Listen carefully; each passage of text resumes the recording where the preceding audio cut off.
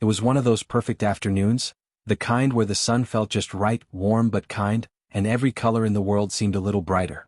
Down a small countryside lane, two best friends rode their bicycles. A little boy with a red bike and a little girl with a blue one. Their laughter carried through the breeze, bouncing off the trees and fading into the distance like a happy song. The boy's yellow t-shirt fluttered as he pedaled faster, and the girl in her pink dress tried to catch up, her ponytail swaying behind her.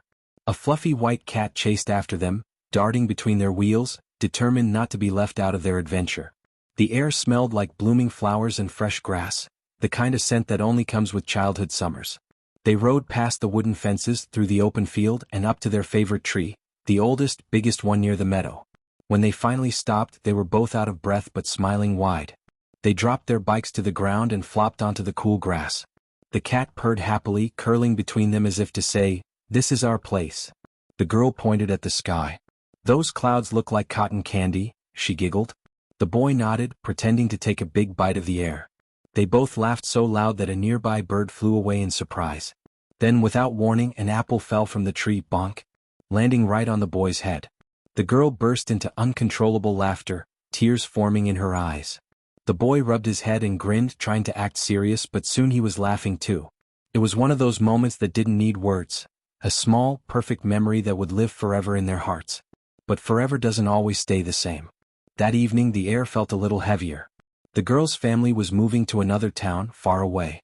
The boy stood beside his red bicycle, watching the yellow school bus waiting at the end of the dirt road. The wooden house behind them glowed softly in the golden sunset. The cat sat quietly by his side, sensing that something was different. The girl stepped onto the bus with her small backpack and turned back, her eyes full of mixed emotions, sadness and courage. The boy waved, trying to smile even though his heart ached. The cat meowed softly as if saying goodbye too. As the bus started to move, the girl pressed her hand against the window. The boy raised his hand in return, and for a moment, the whole world seemed to hold its breath. The golden light wrapped around them, freezing that goodbye in time. As the bus drove away down the dusty road, the boy stood there, staring until it disappeared behind the hill.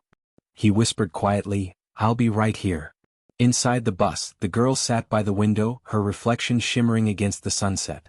She reached into her pocket and pulled out a small photo, the two of them smiling under the old tree with the cat in the middle. She traced her finger gently over the boy's face in the picture and whispered, "See you soon."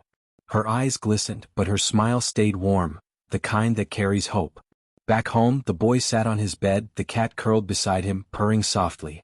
He looked at the same photo in his hands. Outside, the orange glow of the sunset faded into twilight. He smiled and said softly, "She'll come back." And even though the night settled and the stars filled the sky, somewhere far down the road the girl looked out her bus window, thinking the very same thing. Because true friendship never really says goodbye. It just waits until the next hello.